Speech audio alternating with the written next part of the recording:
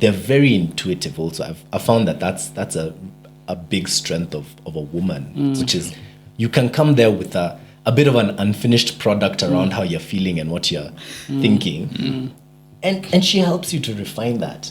Correction, wife.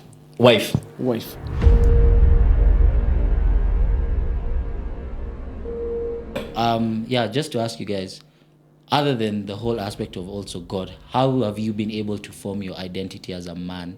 Is it something taught or is it something you've discovered? Trial and error. A lot of error. That's I concur with that wholeheartedly. Yeah. And I think as you grow, there's different identities that you'll peg at different stages. Hello guys, and welcome to another episode of the Just to Kick It is a Blessing podcast. Welcome to the podcast where it's all about time, where we teach, inspire, motivate, and entertain through the art of storytelling. Today is another special episode, but this one's a little bit different, so it's more of a conversation actually. So without further ado, I will let my guests briefly introduce themselves. Since you guys have been here before, there's no need for... We're no strangers to your podcast. Yes. And thanks for having us. My name is Sean Karanja. I love Jesus Christ as my Lord and Savior. Amen. I'm an investment professional by day.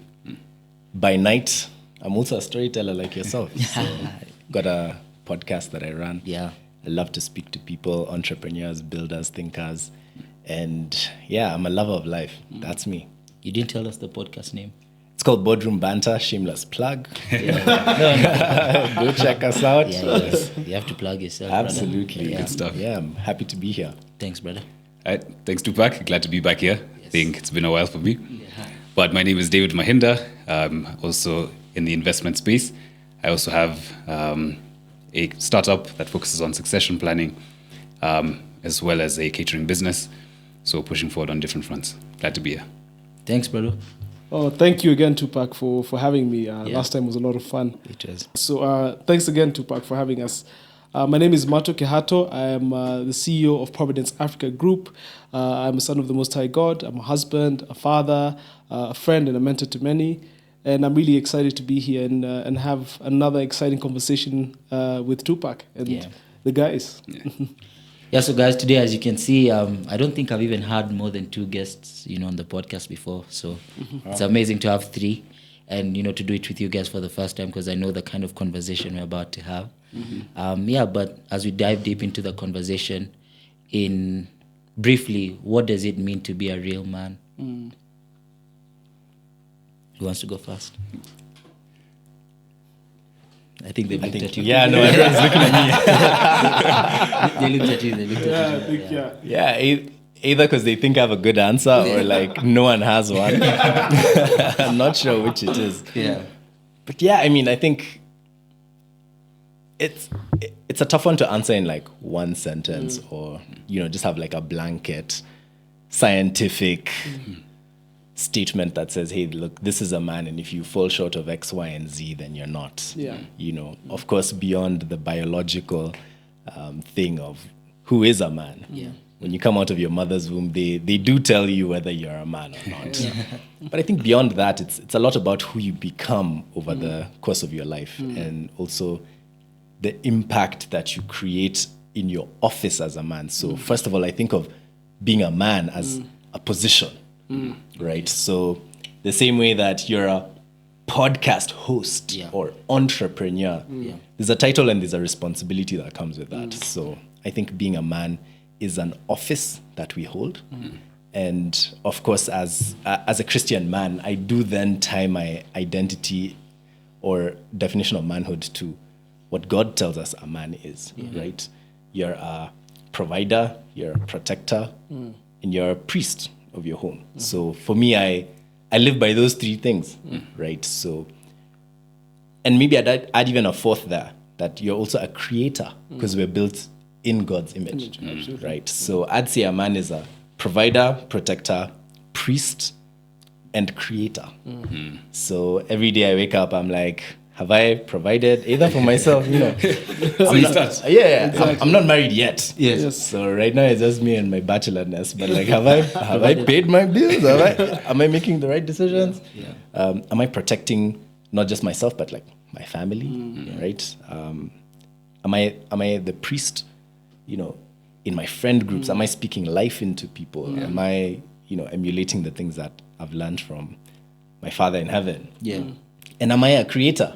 Am I like doing something productive with my hands, etc.? So I'd say those four. Okay. Yeah. Maybe just to chime in quickly. I Yes. think part of what he said, responsibility. I think the role of a man, you need to aspire to something greater. So you need to go and seek out responsibility, be that finding a wife, having children, having jobs and people you're working and overseeing. There's certain key things a man should have, like you were saying. So provide not just for yourself, but for those around you, the people that God has gifted you with, and things along those lines. I think it's definitely something to aspire to. Yeah. Responsibility. So for yours is responsibility. Responsibility. Okay.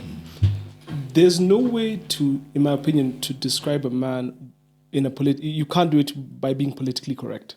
Okay. So you have to be willing to be controversial, especially when it comes to that particular definition. Yeah. How controversial? Yeah, it's a Well, in this day and age, any controversy is the worst controversy. Yeah. So we need to go back to basics, no matter how barbaric or how archaic it may seem. There's just certain fundamental things that describe masculinity and manhood that you can't run away from. Yeah. You know, first and foremost for me, a man is defined when he seeks God. Before then, he's just a person. But my definition of my manhood, like you, Sean, and like you, David, and Keith, is it comes from God, really and truly. It can't come from anywhere else, because He's the author. You know, He's the author of all masculinity and manhood.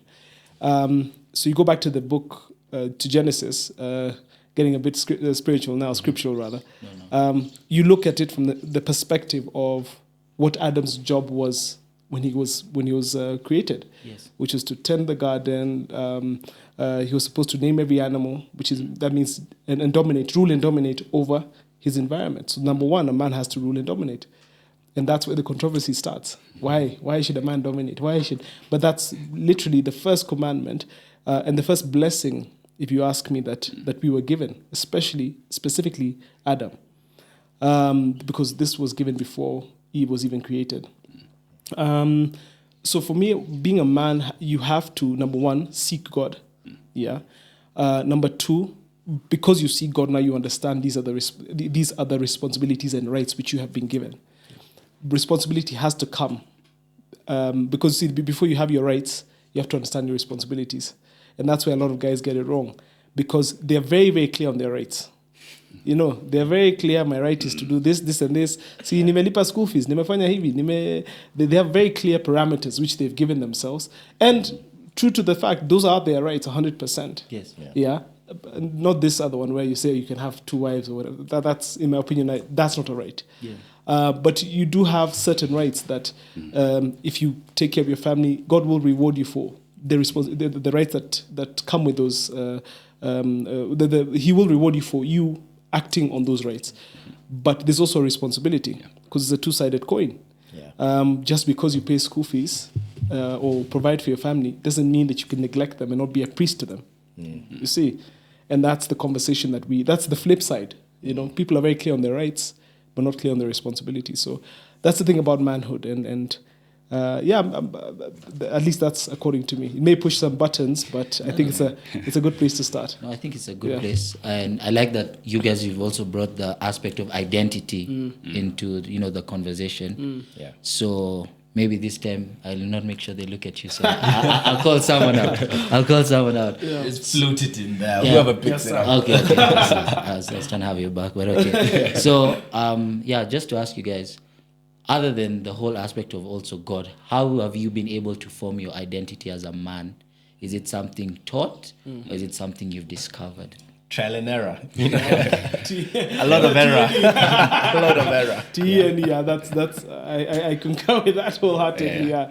And I think as you grow, there's different identities that you'll peg at different stages. Right. So initially, maybe it would be academics. You know, I'm the smart one, or I'm the one who gets A's, or I'm the sporty one. I was the fastest in school. Yeah. So that was a big one, I think, starting out. Girls. For me, I was I was the loser.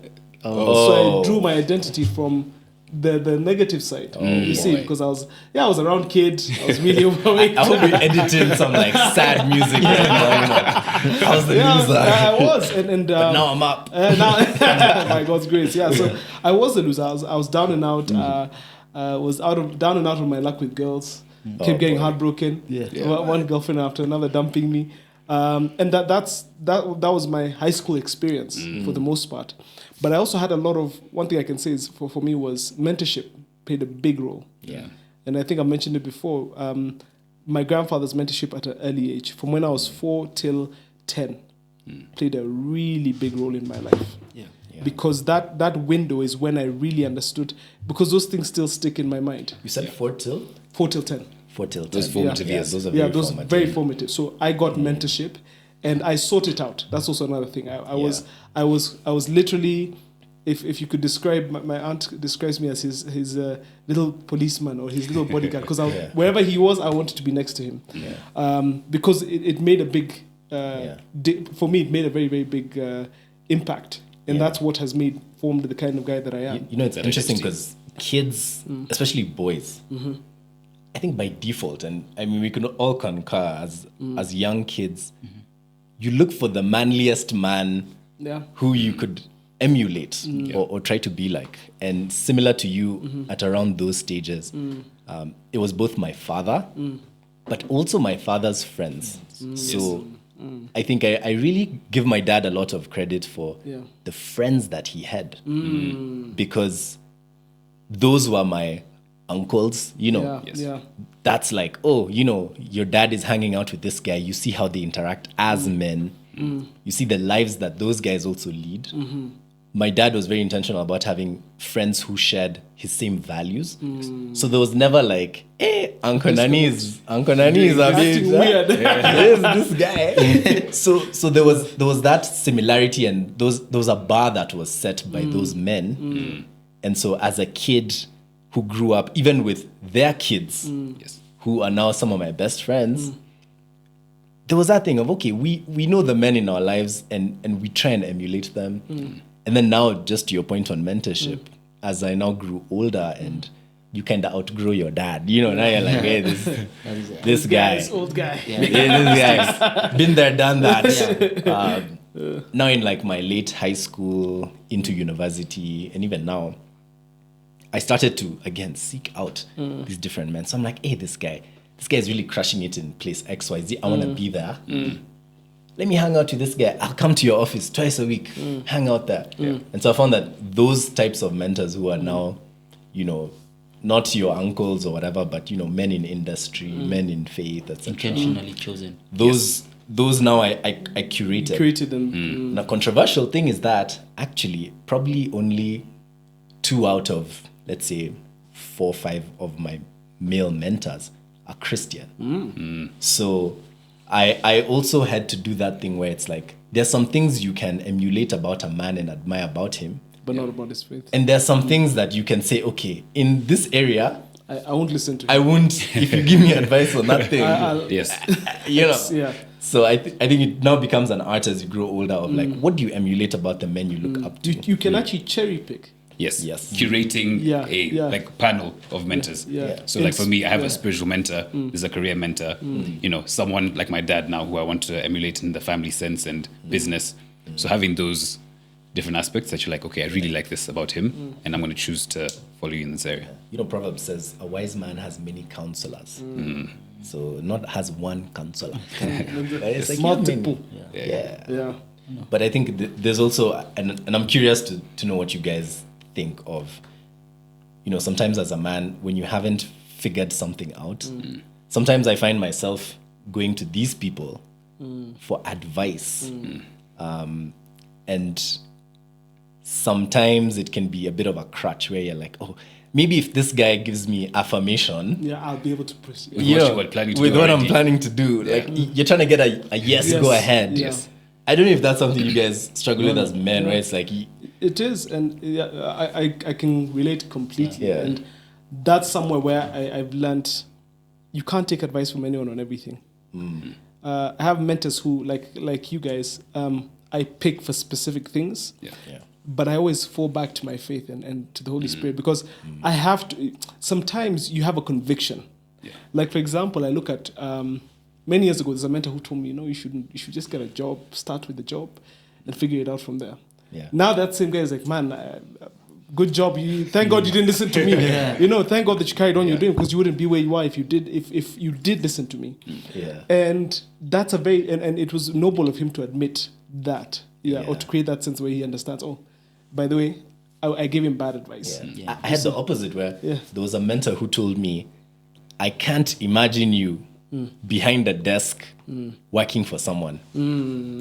And, at that time I was like young, entrepreneurial, doing many things. And he was like, this guy, if he gets a job, there's no way he's keeping that thing. Like, this guy, he needs to do his own thing, build his own thing. Yeah. But I didn't quite take that advice. I think I got the essence of what he was saying. What he was saying was that you're entrepreneurial. Yes. And you have big ideas and big vision. That will be limited if you that might be limited if you are in a box. Yes. But you see, I had to read between those lines and say, okay, maybe where I go and build my skill set to then do that Yes. Is in can't be in a box, but I still need that like structured place. to learn structure and And actually, just going off what you said, as far as who a man is, right?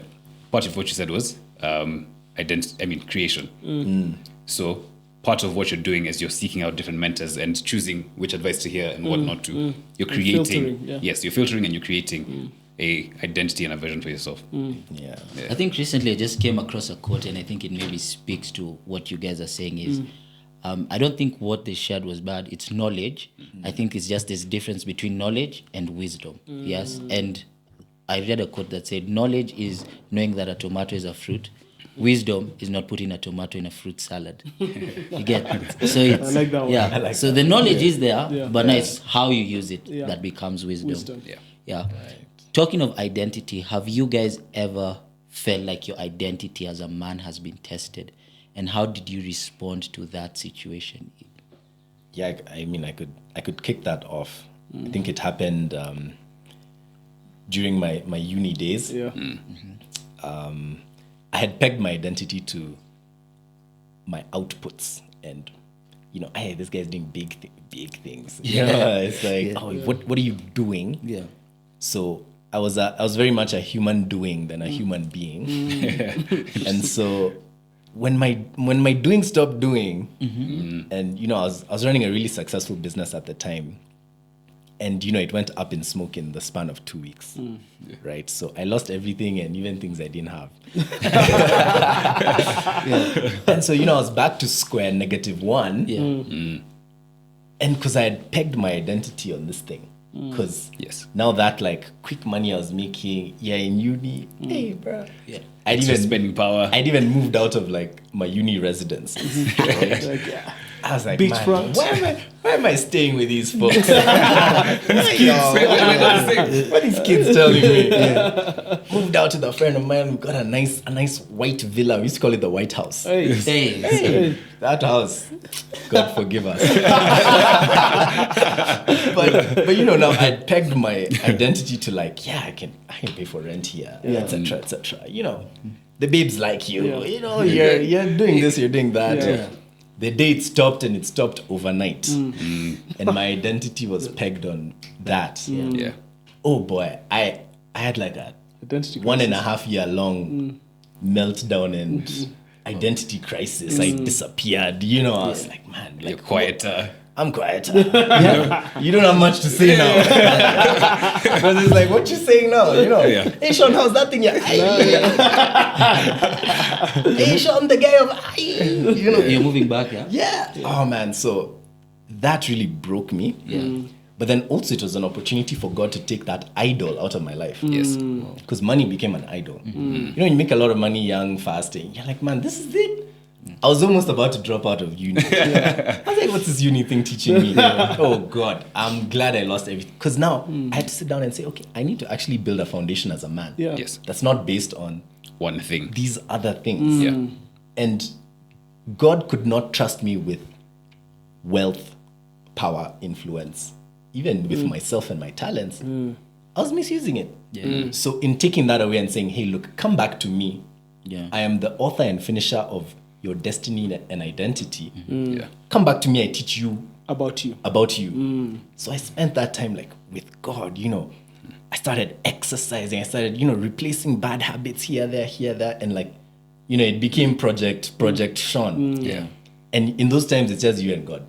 There's no one else. And so I found that really foundational in just like switching and replacing of, okay, take away this identity and now it's on God.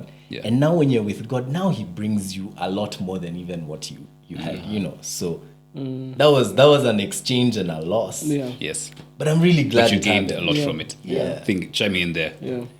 You gain a lot from being broken as a man. I think that's the key thing.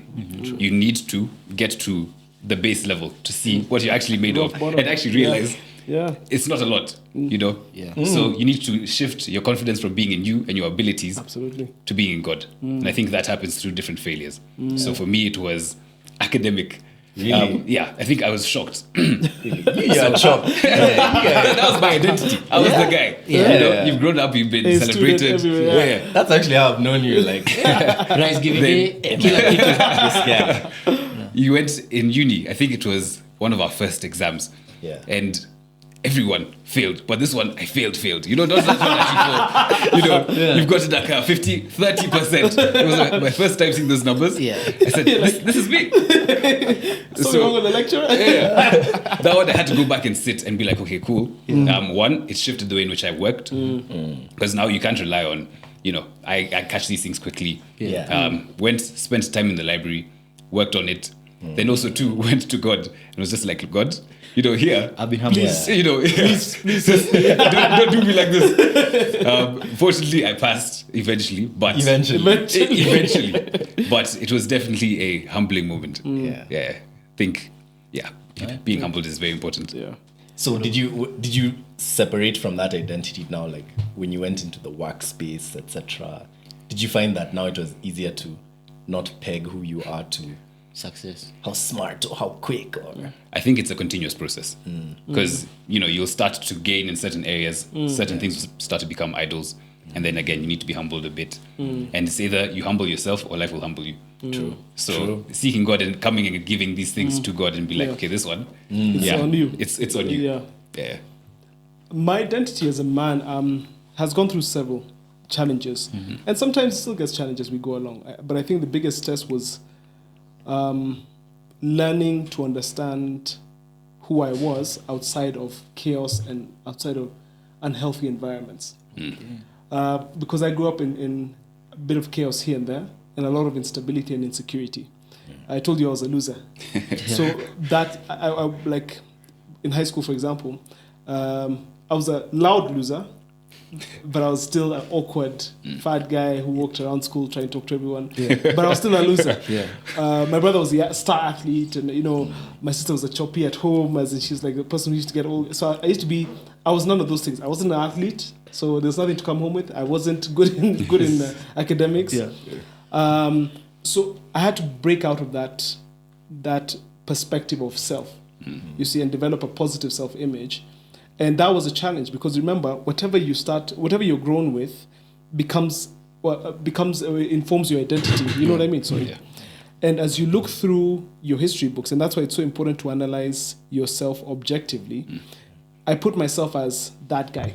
You know what I mean? For many years. And I knew one thing I was very confident about is one day I was going to be successful. That I knew for sure. And I always used to tell myself, it's okay, I don't have to peak in high school. In fact, I used to say, don't peak in high school. Don't peak in, I used to tell myself, do not peak in high school. It never ends well. I never wanted to be, for me, I became comfortable being that person. But sometimes when you transition out of high school, if you're not careful, you can maintain that trajectory. So by God's grace, I had a very good hunger to want to keep changing. But the problem is that I kind of drifted away from God right after high school. So I was very close to God in high school. Then after high school, early uni, I wasn't spending time with God, spending time in the Word, and I just tried to do my own thing. I kind of considered it a break. So I did have my instances of being at rock bottom and being humbled. And I think I made so many mistakes, and we've discussed it before here. Yeah. So many mistakes in that period. And I acknowledge that it was me who made that were informed not by God, but by my own ego. Because you see, I had gone through a process where, I didn't want God to be my identity because I attributed my struggle and my suffering to my relationship with Him or Christianity as a whole. Yeah. So for me, I was like, I'm just going to do it by myself until God humbled me. Yeah. Yes. I remember that. I remember hitting rock bottom after that, my whole suicidal situation and being like, okay, God, I messed up. I'm back. Once I was one of those, God, can you open for me? Please. It's me again. It's me again. Please. Please. Yeah, please just help. Just give me help. So, and that's where the humility came in, because I realized I have no idea what I'm doing. Yeah. I have great ideas. I have all these ambitions and dreams and goals. Yeah. But see, the person who gives you the dreams also gives you the roadmap. You see? And my identity had been challenged because I kept on trying to exist or be independent or exist without Him. Not realizing He doesn't give you, it's not like a relay race with God where He gives you, then you run. Yeah. It's a walk. It's a continuous process. So I've told you what you need to do up until this point. This is what I want to do for your future. But today I want you to focus on X. You see? So yeah, my identity gets challenged because I'm a man of faith and Lord, because even to this day, and I don't think it'll ever stop. Yeah. Because you see, just as God has plans for me, so does the enemy. And so either way, every morning, whether you like it, I pray every morning because as my, like I said, my identity gets challenged, I need to be prepared to respond accurately. So I don't think it's a one-off thing. Yeah. And I don't think it'll ever stop. All I need to do is just, it's like, resistance training. You guys all know. Yeah. So you have to get used to, whether you like it or not, life is a gym. Yes. So you have to keep building your resistance training. Keep pushing up until, like, it'll never stop. Yeah. Every day you wake up, you have to build your capacity. Yeah. So that's how I see it. When I'm hearing you guys talk, I think there's a lot of the aspect of purpose being brought in. So I want to ask you guys: have you discovered your purpose, or it's something you're discovering? And if so, what are the steps you're taking to discover that purpose? Yeah, no, that's deep. Have I discovered my purpose? I believe I have, in the sense of, just looking at when I'm on my deathbed, what do I want to be remembered for? Also looking at my skill set and what interests me and what sets me on fire, and recognizing that, there's certain talents and problems of this world that I feel God has called me to solve.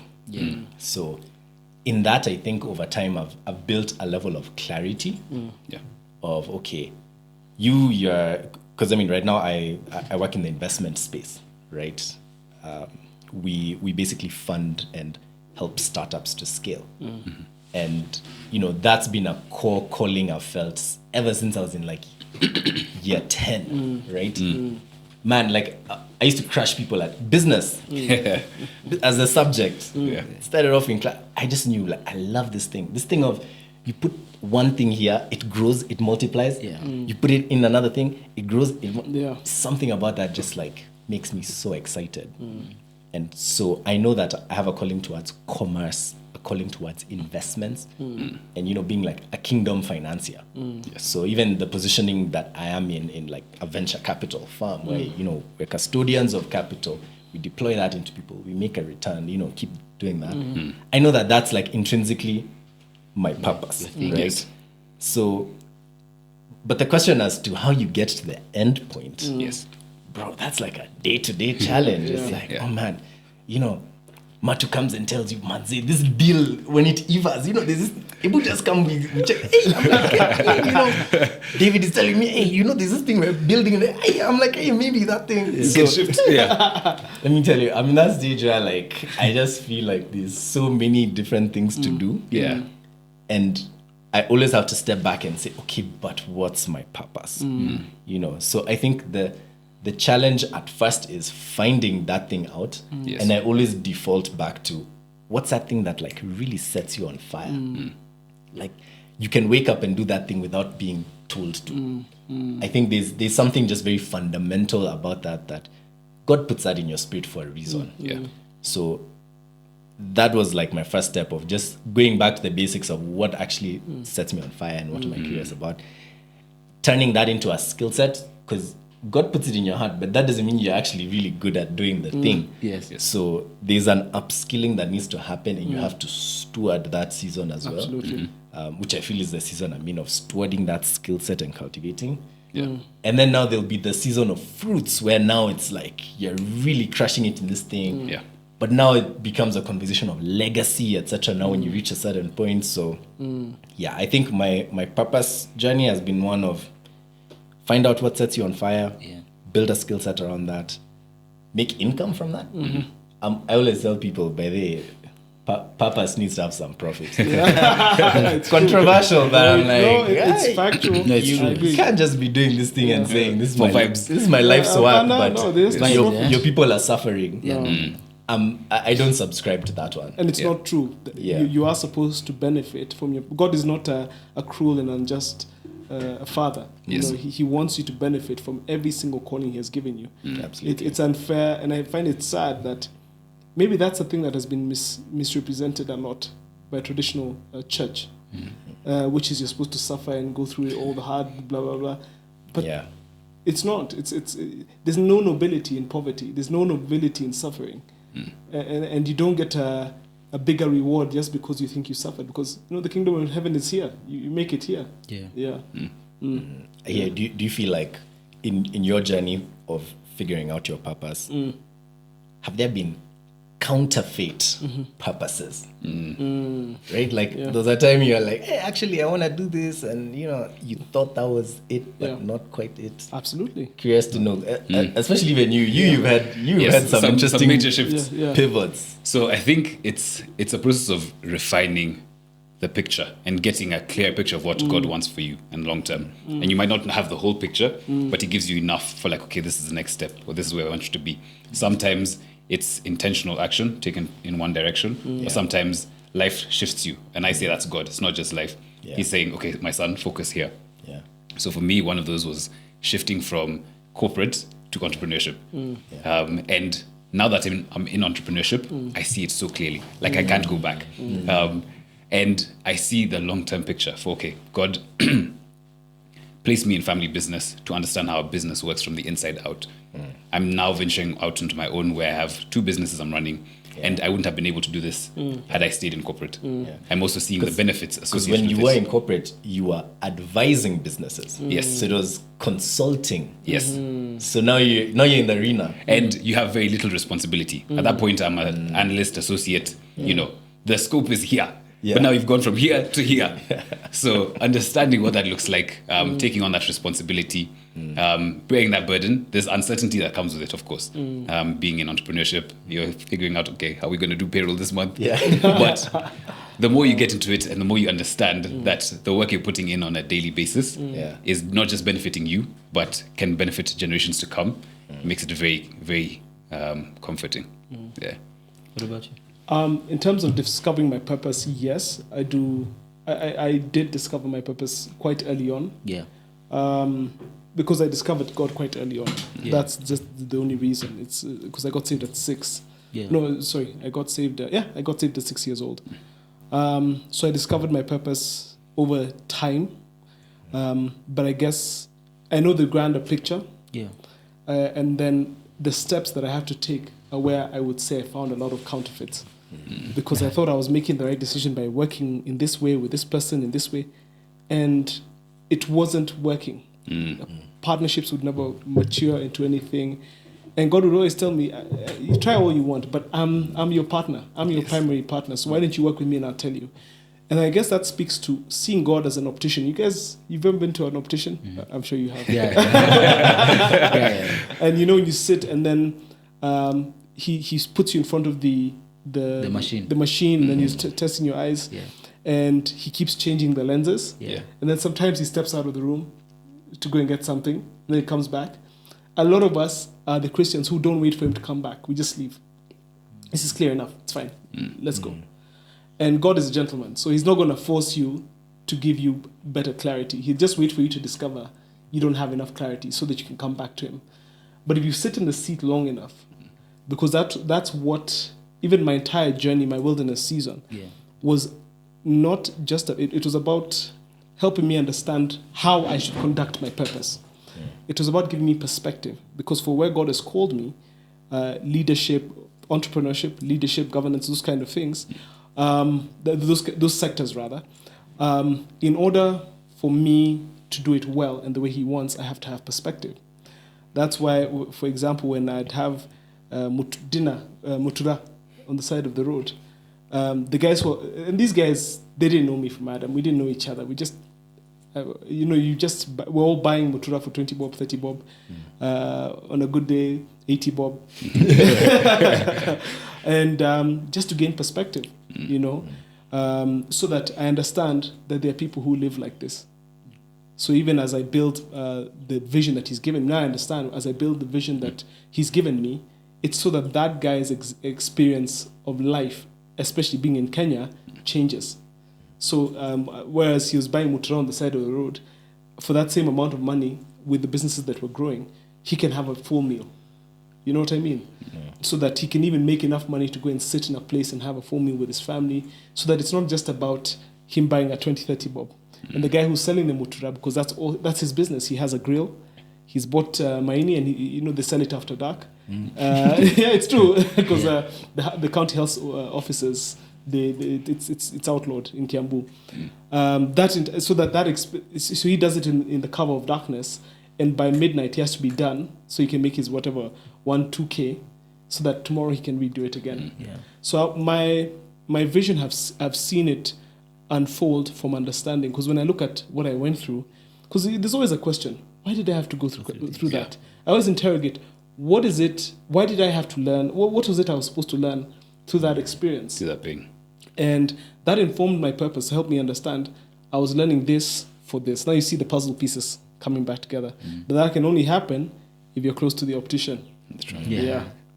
So that's my answer. No, to another quote. I don't know why these days, but I guess it's because of I guess it's because of the journal. It has a quote on every page. Yeah. Yes. So I think that's why my mind is full of quotes. But exactly what you said. It said like, life must be understood backwards, but lived forwards. So even for me, when I look at even the podcast, and I'm like, maybe it explains why I went through, a few things. But at that moment, you're really fighting with God, and you're like, this sucks. Are you serious? Like, But I think I'd say I'm learning purpose. When I look at that question, I'm still trying to discover it. It's something I've really been asking, because, like you said, sometimes you don't know that it's a counterfeit purpose calling you, or it's the real thing, pulling you. But I see one of the days, these days, boys or young men don't know purpose. And, we can attribute that to, pornography, gambling, alcohol, drugs, and other things. Yeah. How do you think that's affecting men from discovering purpose? This time, sure, you're not going first. I'll go first on that one. I think, like you said, these are all forms of escapism. So these are things people are using to pacify themselves. Put the car in neutral gear and just coast. But there was a quote I read that said, there's no such thing as just coasting. You're either growing into something more, or you're reclining into less. Yes. So you need to be very intentional about seeing these things as that, and that they are slowing down your journey. And damaging you. Yes, intrinsically. So being able to see past that, focusing on, okay, what are the things God has given me here?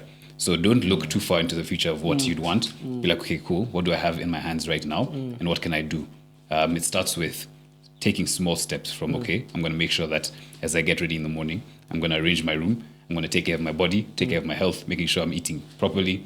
It's the small things that then now build your confidence to overcome these challenges, because a lot of men are struggling silently. So, of course, the big ones like alcohol, gambling, people see. But the things like pornography, people can be struggling for years silently and just being killed from the inside out.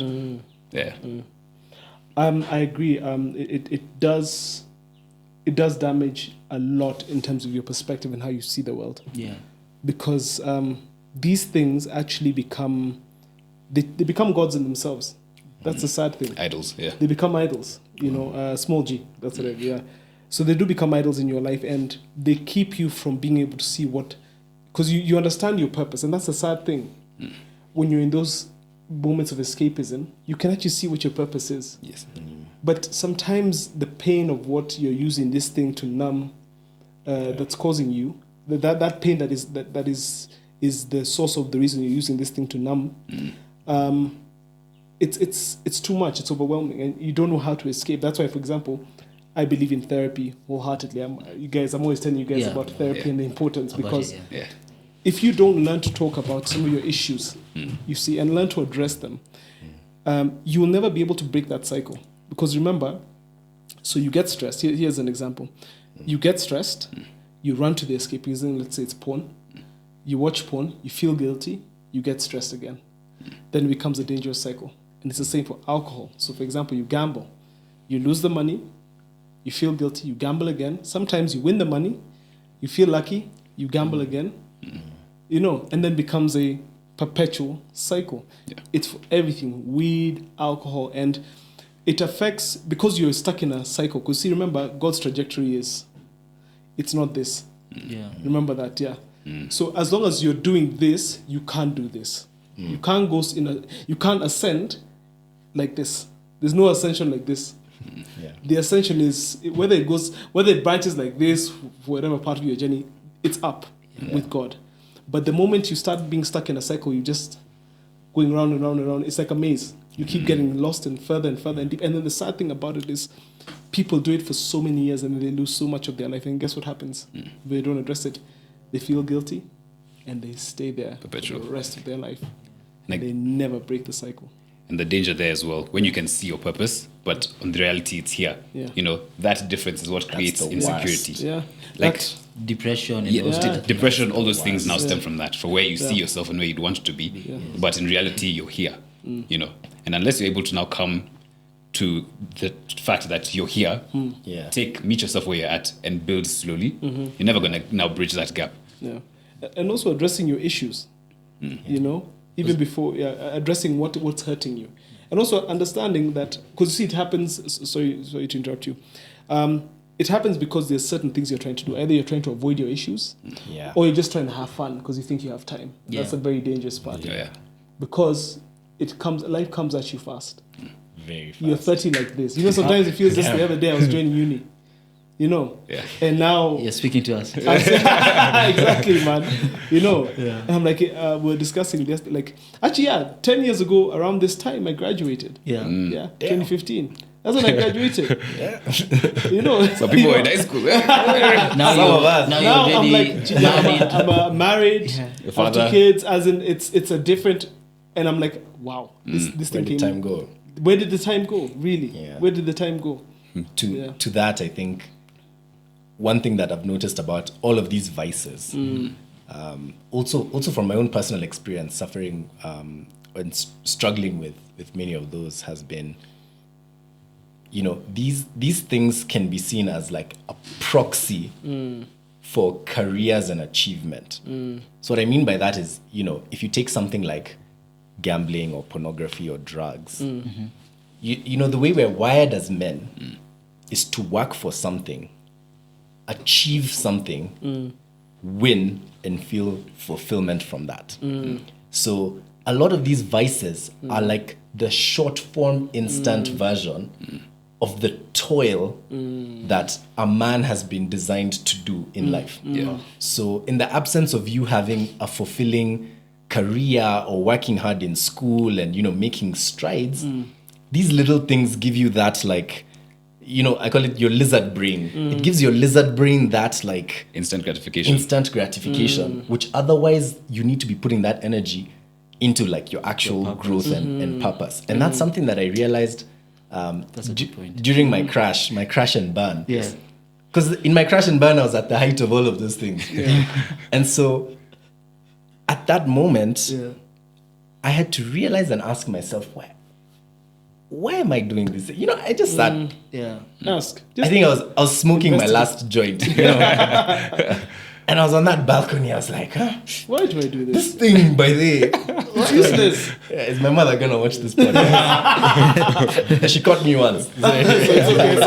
She knows. She knows, mom, you know. Yeah. And so when I was smoking my last joint, you know, I was like, man, what is it about this thing? Because I know it's holding me back. I'm spiraling. It's a gateway to all my other problems. I'd even argue that my business crashing and burning was because I was at the height of all those things and not putting my energy 100% into that business, work. yes. Without a doubt. If I was in monk mode like I am right now, I'd be somewhere. You'd have I'd have pulled up in something very serious. But anyway, in sitting down when I was smoking that joint, I was like, man, you know what? Actually, there's a satisfaction when I'm grinding this thing and putting. I'm so meticulous with this joint. Yeah.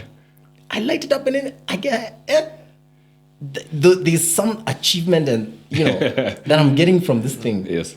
When I drink, when I what, you're progressing towards a climax. Pornography, the same thing. You're looking for like a win. You toil, and then you win. Yeah. But you're not winning in the way that God designed us to, which is in creation. Absolutely. So there's no creation in these things. It's distraction. Yes. And so I think when now I started my sobriety journey, I was like, man, I'm tired of destroying. Let me use my energy to create.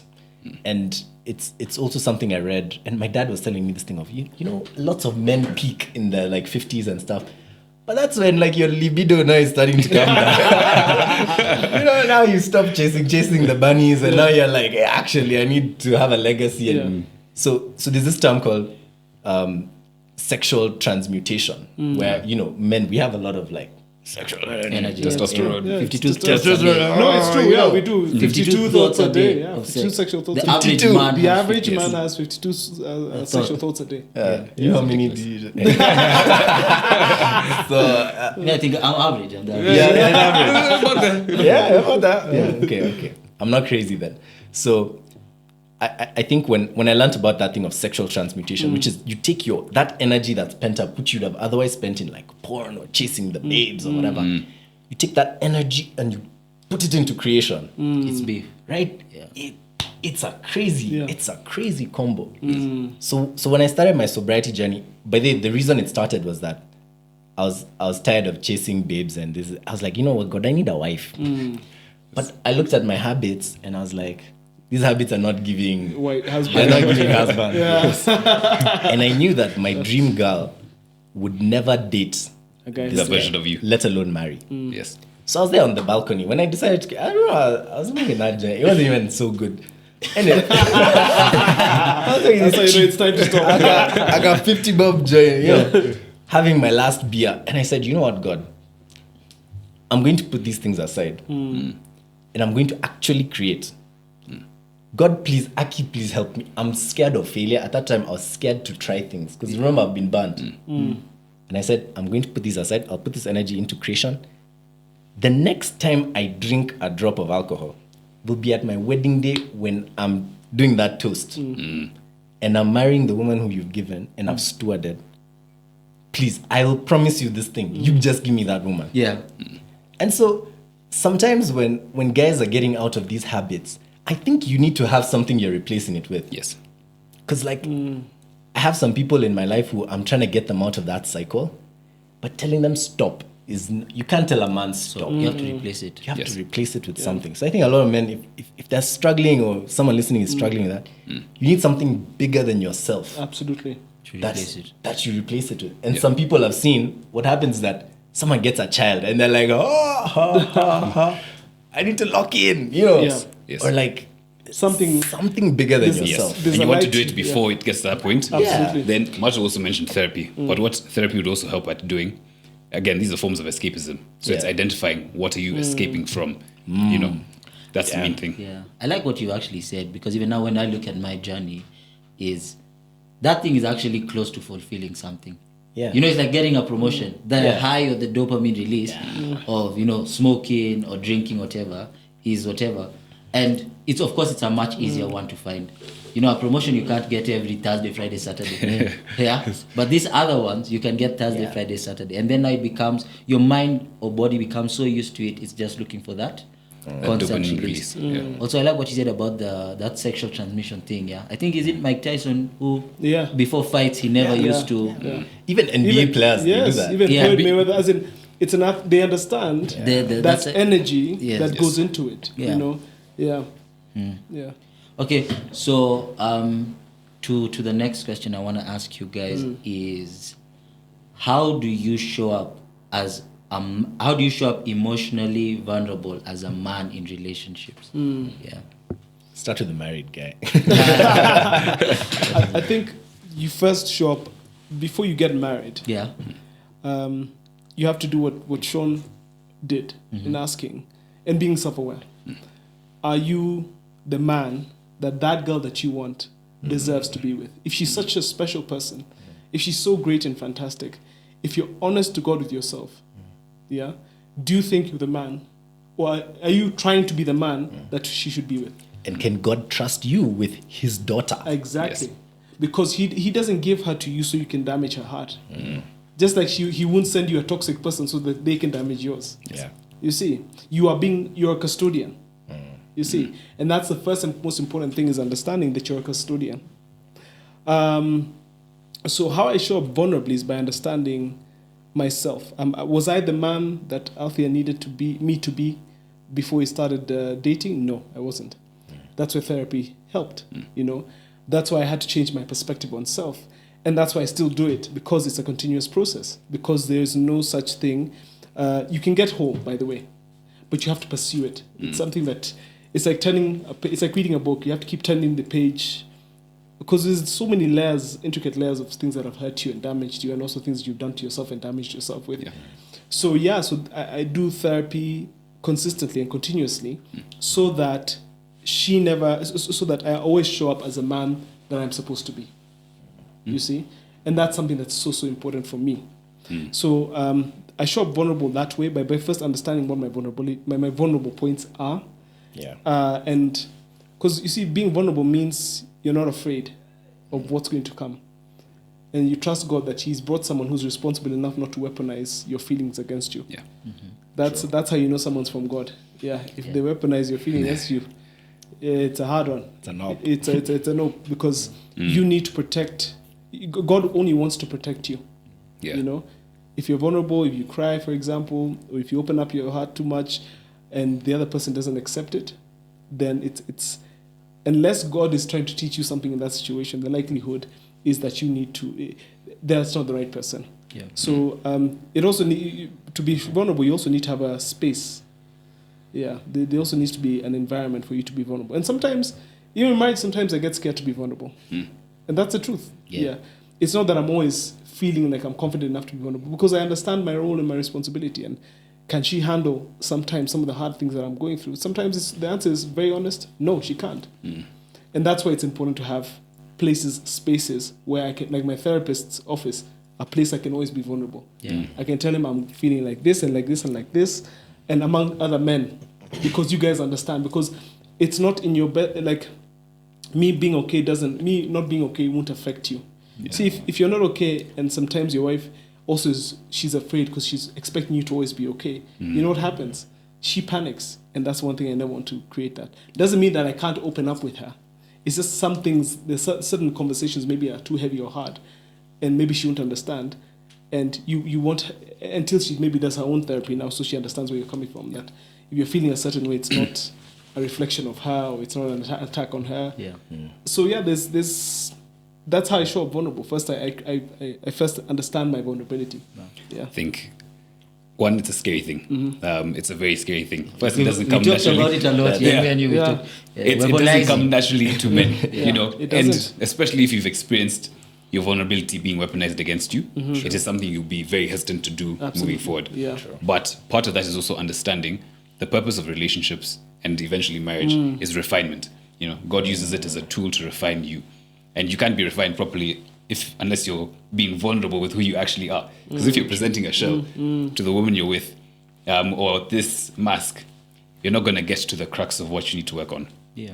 So, of course, using different avenues, therapy is a great one, where you get to actually work and in a place where you can actually be more truly vulnerable without there being invested parties. Or consequences. Or in this kind of space where it's safe. Yeah. Because, number one, there's no way that you being vulnerable with me taking that information to hurt you won't benefit me in any way. And your livelihood doesn't depend on me to some degree. Exactly. So that's also another thing to navigate. Yeah. So learning how to do that. But you also don't truly feel loved unless you're able to show up as your authentic self. Because you feel like they love this version of you that you've created. Facade. This facade. But when you're able to show yourself, have that received and accepted, it's a different type of love that is worth 10 times more than the other version. I know you're a happy man and a lovely man.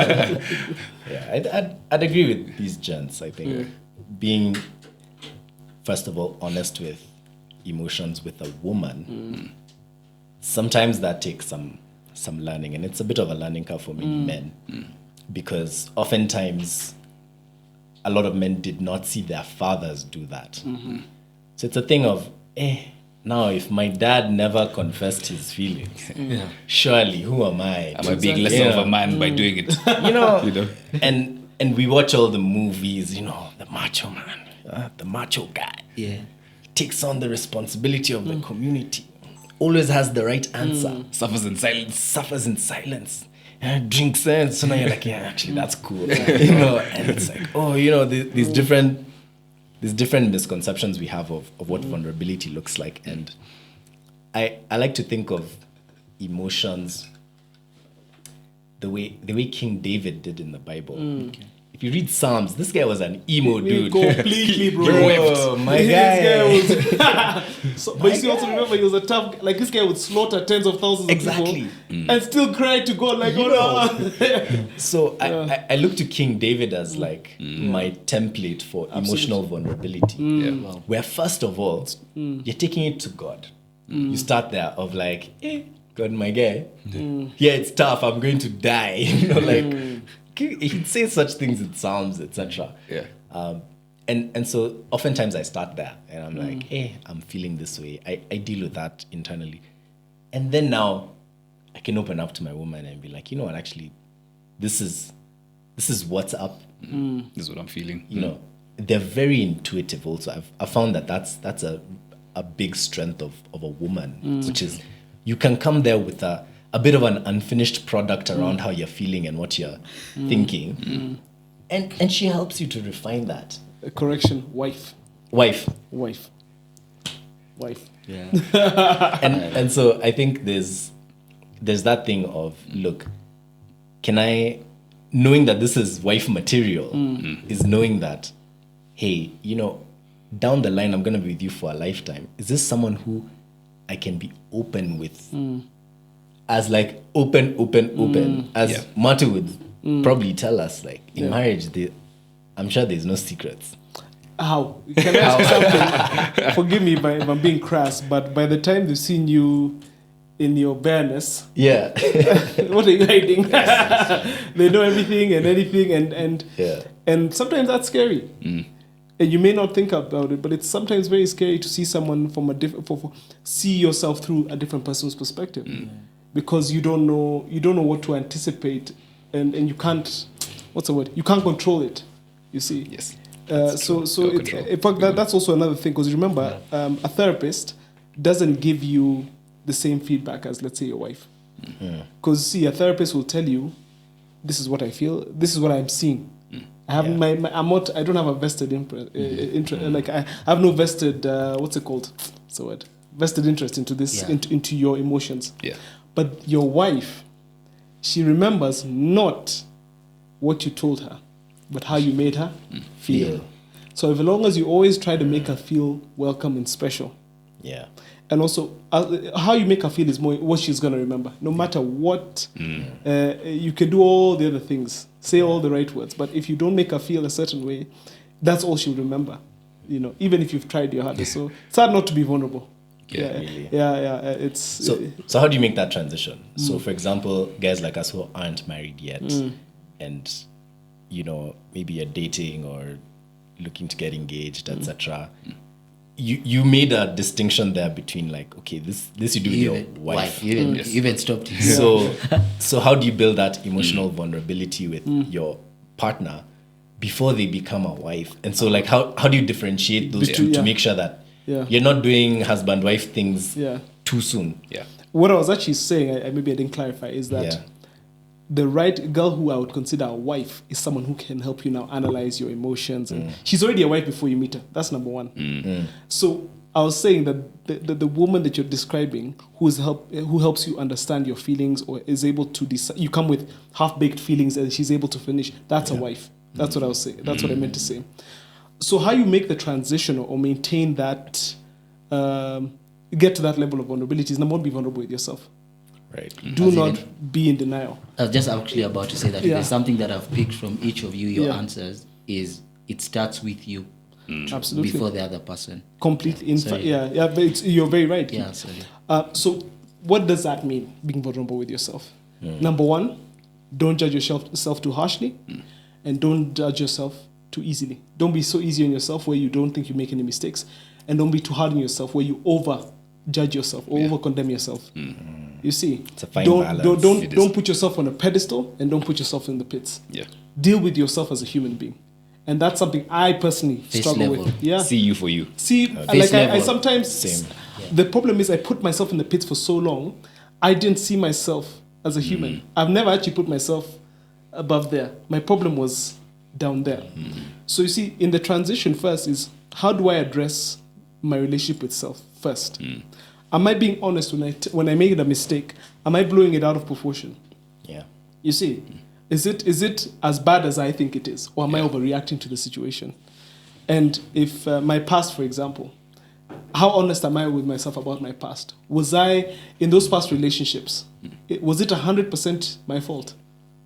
You know what I mean? No, it's not, because there were two people in the relationship, and I cannot bear the brunt of some. So there's so many things you can do to understand your relationship with self.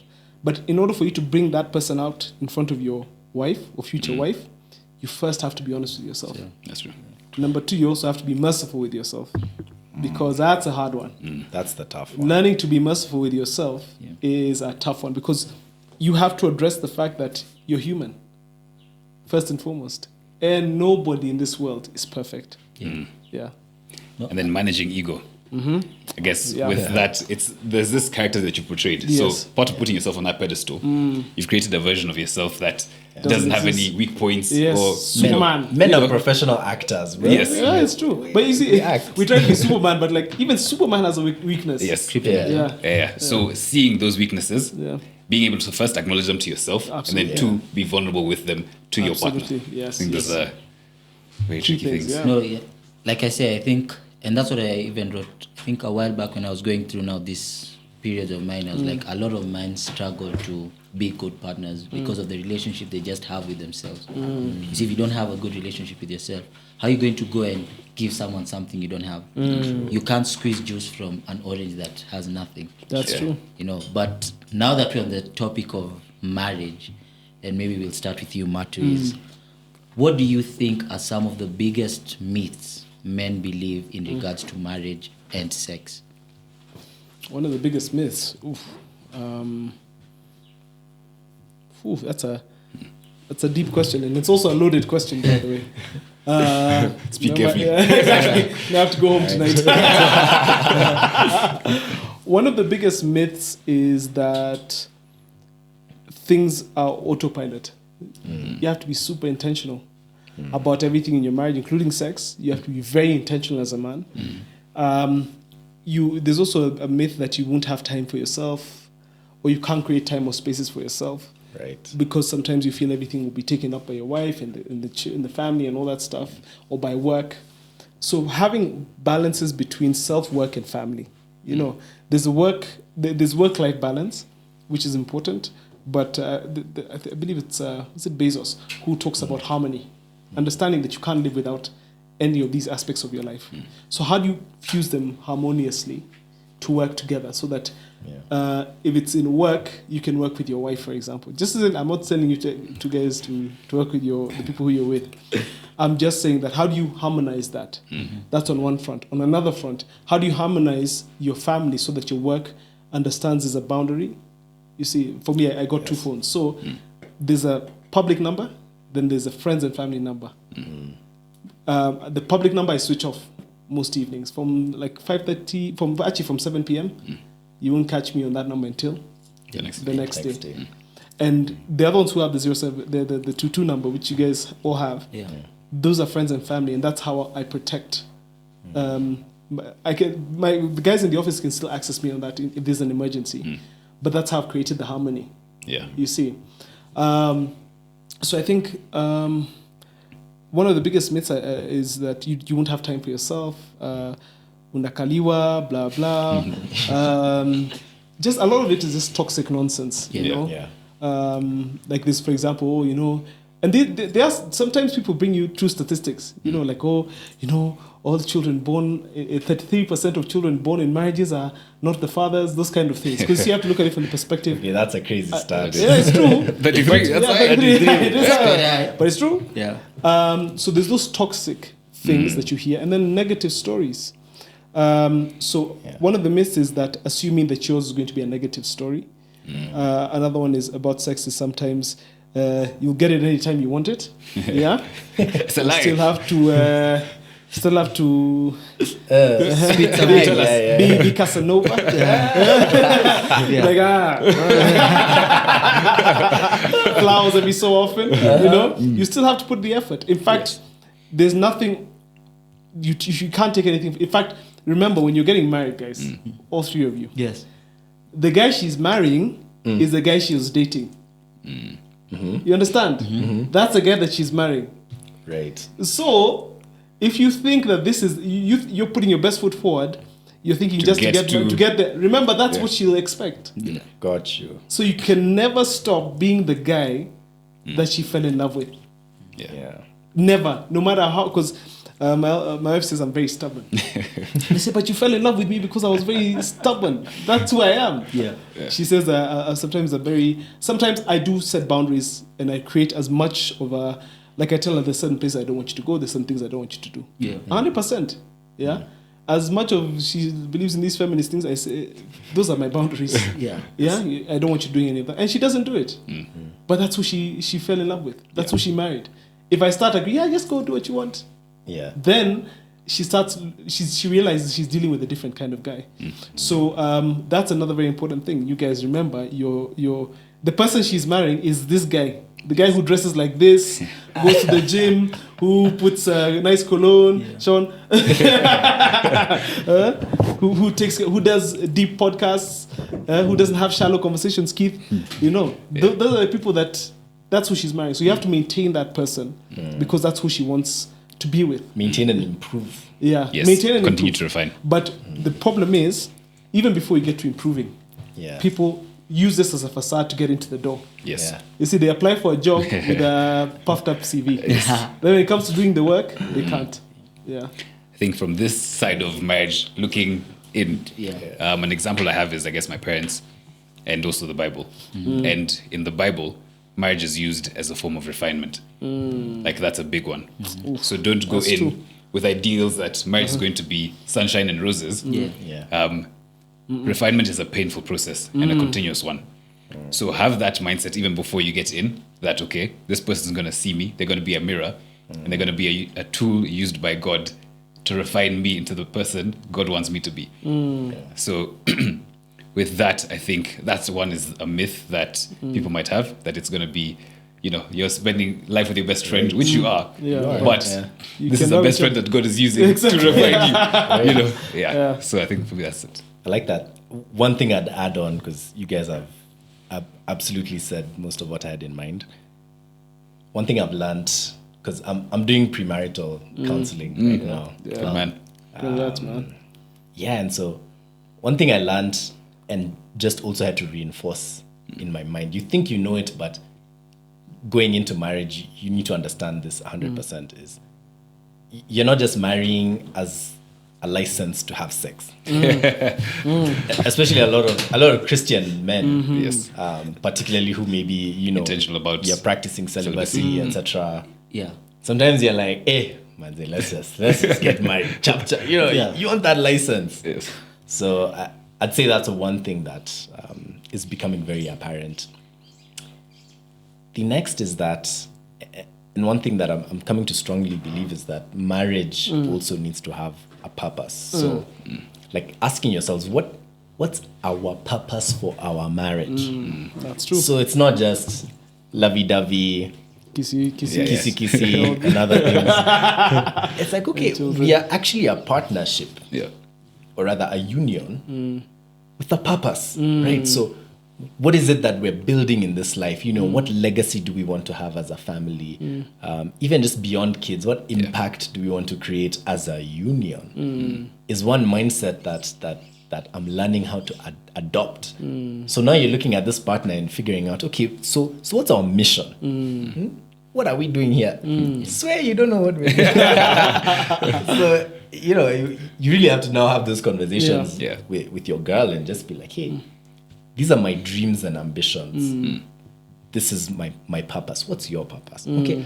How do those two things Come together.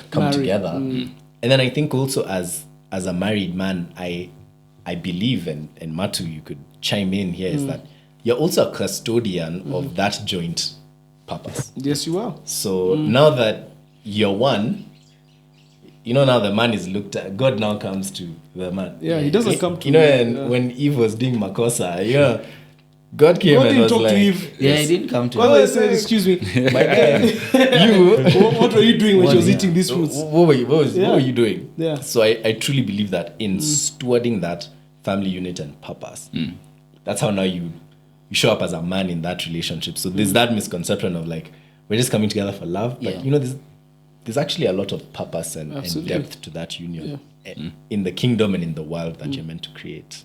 Yeah, and it applies to everyone, whether or not you're Christian. True. You know, spiritual law is law. It's like oxygen. Whether or not you believe in this oxygen, In O2. in O2, equal. Yes. You know what I mean? Yeah. Same as water. Even if you don't think water is real, it's a social construct, whatever you want to believe. Yeah.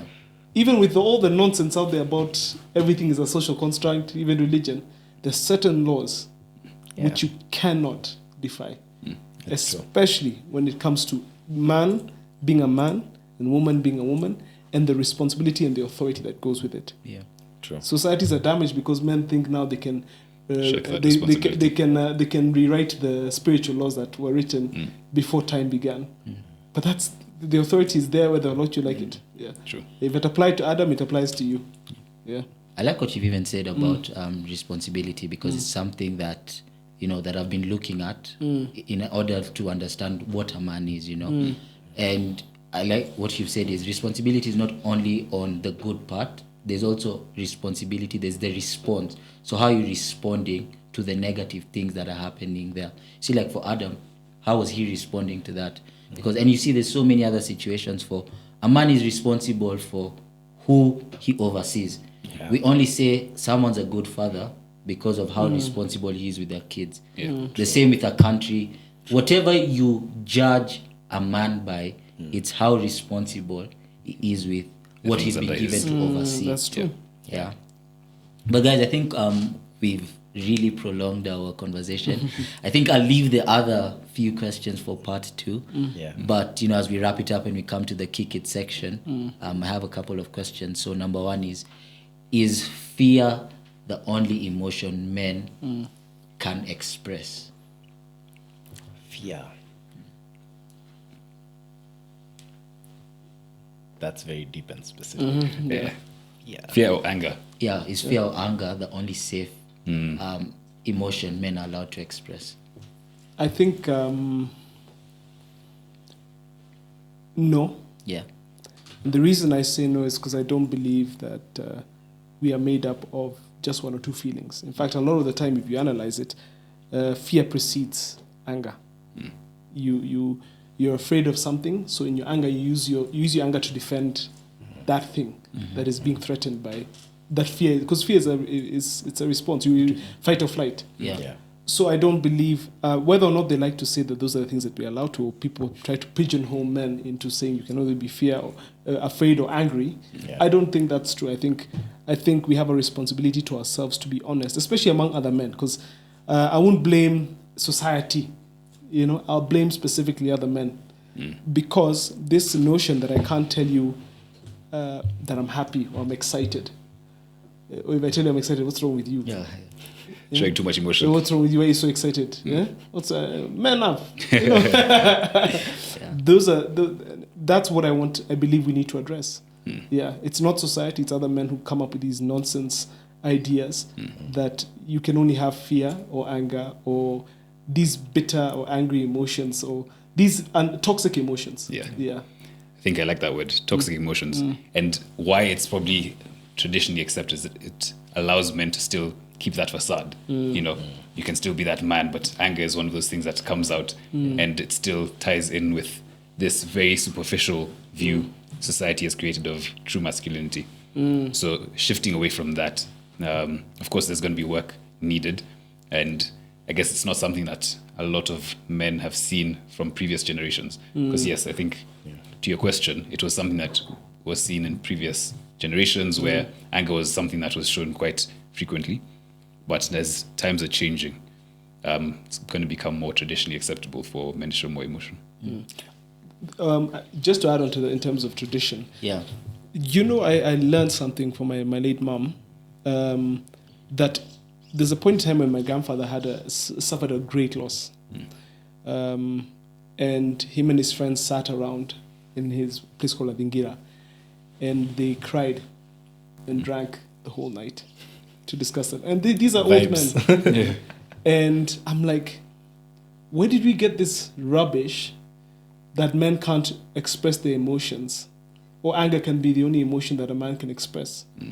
You see, when I look at, for example, our freedom fighters when we got independence, we saw Mzee Jomo Kenyatta Tomboy jumping like schoolboys. Yeah. You know what I mean? Like being so excited and just jumping and holding and hugging each other. The picture of them on the beach, remember? And Kenyatta is doing this. I don't know if you guys have ever seen that.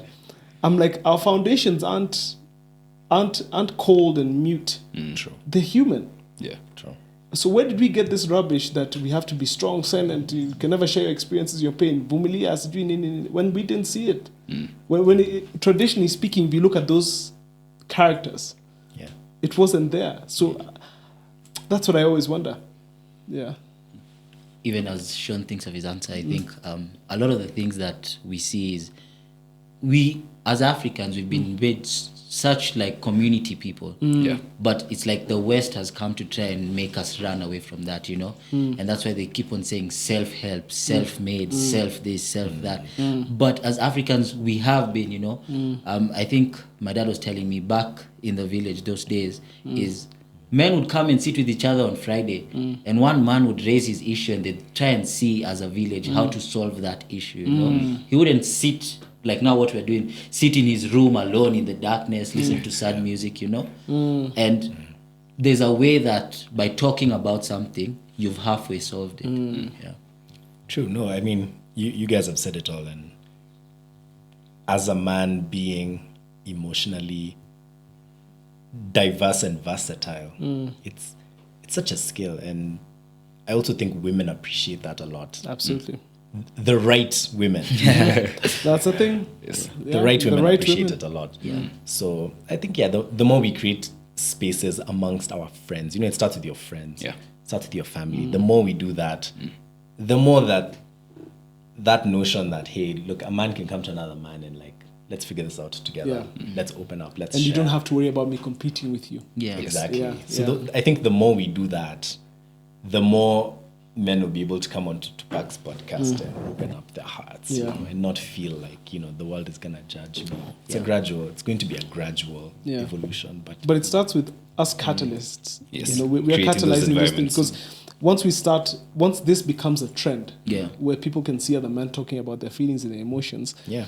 and not just their emotions, but their wins, their losses, and in a judgment-free zone. True. And also understanding, this is what we need to learn as men. I think maybe that's where we can blame the West for, is creating the idea of lack. See, the reason that we believed we worked together as a community to discuss our issues is because we believed in abundance. Yeah. That and how, let me get back to it, that if, for example, you're facing a tough business decision that you have to make, and I'm in a similar business as you, or let's say we all are, Yeah. your loss doesn't necessitate my win. Because whether you win or lose, I won't be affected. My business, what's mine is mine. Yes. The problem is, I'll misadvise you, so you go at a loss so that I can make a win. True. And that's the mindset we need to change. You see, there's enough for everybody. Yeah. Yes. Yeah, I believe that honestly. You don't have to take what I have so that you can have. You know, there is enough there's enough, and that's the mindset that we have to live with. There is enough to go around because God is always creating. Yeah. What's something you think men are starting to finally get right? I'd say family. That's true. I was going to say I've that. seen a lot of men who are, now Intentional. in their 30s, etc., who are just raising beautiful families. So that thing of find one woman, treat her well, settle down, be the priest, provider, protector, creator, steward of my family. That's one thing that I'd say I'm seeing a lot of men are starting to do right. Yeah. Understanding provision is more than just financial. You know, you need to be there, give your time, give, like, as a father, you're there to raise your sons and your daughters. You know, they're taking more from you than just your money. So being involved in their upbringing as well, it's not just the woman's role. I think that's something they're starting to get right. I'd agree with that, being intentional. I see a lot of intentionality. One thing I admire is that this day and age, a lot of our generation is taking their health very seriously, as in gyms are full. Yeah. You know what I mean? That's true. And it's not full with young guys who don't have, in their early 20s, who don't have kids. Like in my classes, for example, it's just mainly married men, sometimes couples. And it's really nice to see, like, guys taking their health very seriously and being very intentional and it not feeling weird to work on yourself and build your body and just create a community around that. So that's I think that's something that's really nice to see. Yeah. Finally, if your nephew and son would turn out like you, would you be proud? Yeah, I think I would. I have a nephew. He looks just like me. I love that guy. Whenever I'm out and about with him, people actually think that's my son. I love the guy. I also have small brothers, so I do have a number of young boys who look up to me. And yeah, I'd say if they can get here with Half the mistakes. half the mistakes, half the heart, Yeah. half the time wasting, Yeah. that'd be great. And if I can contribute somehow to that, I think I could do a good job. Same. I think understanding that God has us on this journey and where he has me, I'm happy. There's still ways to go. But It's a refinement. yes. But to know that my son or my nephew was looking to God for those answers, I'd be very happy. Word. I would, honestly, for the same answers as reasons as both of you. Yeah. If they built a relationship with Christ, and that's why I used to always wonder. My mom used to give kids Bibles whenever we'd go for birthday parties. It's so boring. I'm giving them a Bible. That sucks. Yeah. What's that? Who wants to read? But I'm that guy now. Yes. Yeah, You know, that like guy. birthdays, I'm like, no, Bible. Yeah. Because I believe in the importance of having a relationship with God very early on. And I've seen the impact. So if they would know God, I would 100%, if they were going to turn out like me, Yeah. yes, with half the mistakes Yeah. and with a completely shortened learning curve. Yeah. You see, that's what I would want. Okay. As we wrap up, any final words? But guys, there was still like a whole section we haven't gone through. Yeah. Let's still talk about- We've not talked about finances. Yeah. We've Oh, not boy. talked about friendship. But we've at least touched a lot on faith and spirituality. But I needed to dig a little bit deeper into that. Yeah. No, part two, you're not going anywhere. Yeah. No, we definitely have to have part two. Yeah. I've enjoyed this. But Yeah. any Yeah. final words? No, final parting shot for me is just good luck. but also find God, find purpose. Yeah. And I think the world will reward you for investing in yourself as a man. Sometimes we are like, man, all this self-help, all this, quit my bad habit, all of it, like, to what end and for what? Sometimes the opportunity cost of that quick dopamine and that just cycle, and even that mental space you're in, sometimes you get attached to that identity. So I think I'd encourage a lot of young men and guys out there, it's okay to let go of that old self and just start afresh. Like, Absolutely. we have the capability to start afresh. Today I could start afresh. And so that would be my encouragement to guys, that if you don't like what you see in the mirror, Restart. hit that reset button and find men and brothers who can actually hold you accountable to that journey, and also remember to bring someone up behind you. Yes. Don't go there, figure it out, and Then be you leave alone. people. Or if you're already there and you think you're at the top, bring someone along. That's the whole point of this. Absolutely. Yeah. I think being honest with yourself. So being able to be like, okay, this is me as I am. These are the things I need to work on. These are the things I'm good at.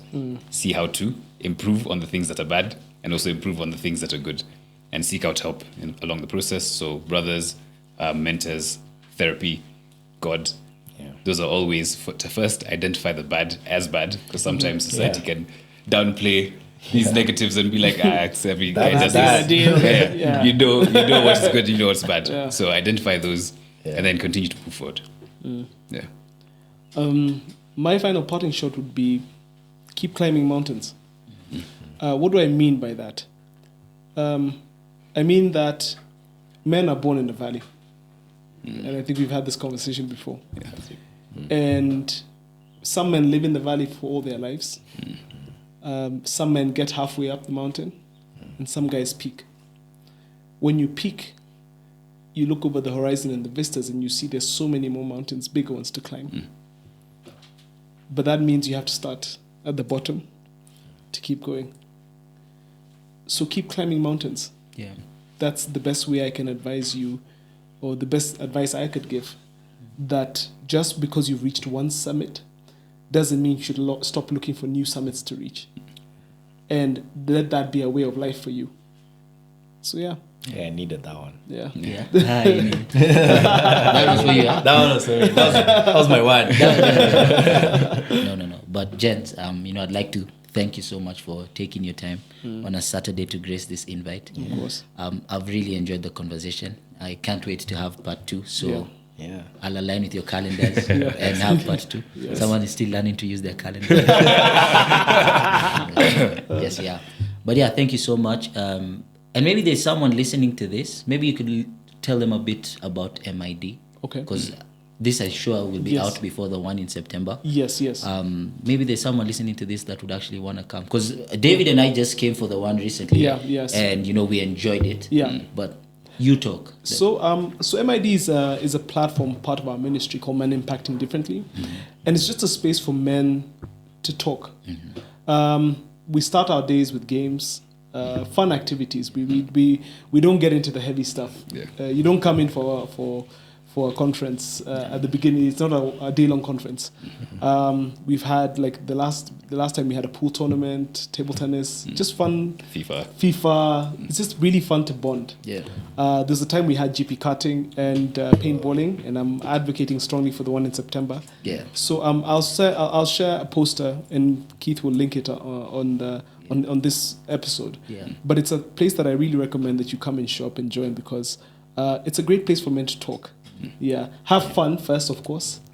Then talk, because it really brings out the competitive. So I hope you show up, but bring your competitive spirit, because we had people like Mr. Mahinda like this. who had guys crying, and Keith, who was finishing people. He almost turned Christian men into worldly men. So it's a great place for that, and for camaraderie, really. Brotherhood. Brotherhood. That's. So please show up, and we look forward to having you. We'll send the details as we go along. Yeah, guys. So, and I think you can reach out to each one of us on any platform. You'll be able to get a hold of us. We're also working on something. We'll let you know. Probably in the next episode, we'll have more information on that. Yeah, true. Yes, but guys, thank you so much for tuning in to another episode of the Just to Kick It is a Blessing podcast. Remember that no matter where you are, no matter what you're going through, just to kick it is truly a blessing. Goodbye and see you next time. For the boom, singing no weapon forming against me shall prosper.